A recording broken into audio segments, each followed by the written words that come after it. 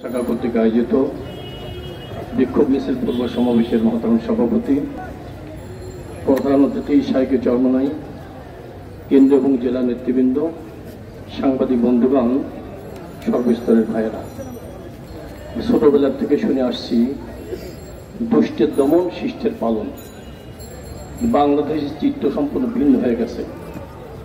এখানে দুষ্টকে পালন করা হয়, শিষ্টের উপরে জুলুম অত্যাচার করা হয়।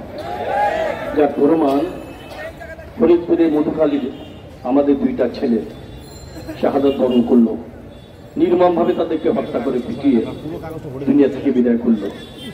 অর্ধমাস চলে গেছে, এখন সেই প্রকৃত আসামি করতে পারে নাই, আবার পুরস্কারও ঘোষণা করা হয়।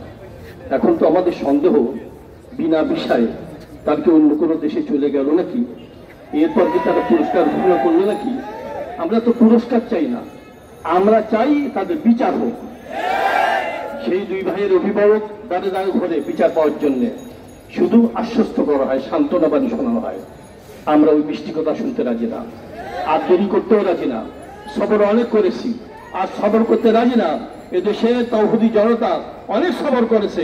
আমরা চাই অল্প দিনের মধ্যে এই আসামিদেরকে অ্যারেস্ট করা হোক, তাদেরকে গ্রেপ্তার করা হোক এবং যথাযথ বিচার করা হোক। আমরা এটাও চাই যারা ওই মন্দিরে অগ্নিকাণ্ড ঘটিয়েছে তাদেরও বিচার হোক।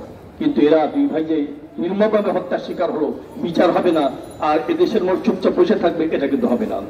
আমার তো পরিস্থিতি দেখে মনে হয় আমাদের দেশের সরকার বোধহয় কোনো জায়গায় কমিটমেন্ট করেছে, অঙ্গীকার করেছে যে দেশে মুসলমান থাকতে দিব না, ইসলামও থাকতে দিব না। তো আমি বিস্তারিত আলোচনা করবো না। শিক্ষা ব্যবস্থা দেখেন, সেখানে আস্তে আস্তে ইসলামকে কিভাবে মাইনাস করা হচ্ছে, অর্থাৎ মুসলমান আর ইসলাম মূল টার্গেটে চলে গেছে। টার্গেটে যতই দেখা হোক না কেন, এ দেশের মুসলমান ধৈর্য ধরেছে, আর বেশি ধৈর্য ধরতে রাজি না। সীমা লঙ্ঘন করবেন না, পরিণতি ভালো হবে না। আসসালামু আলাইকুম রহমতুল্লাহ।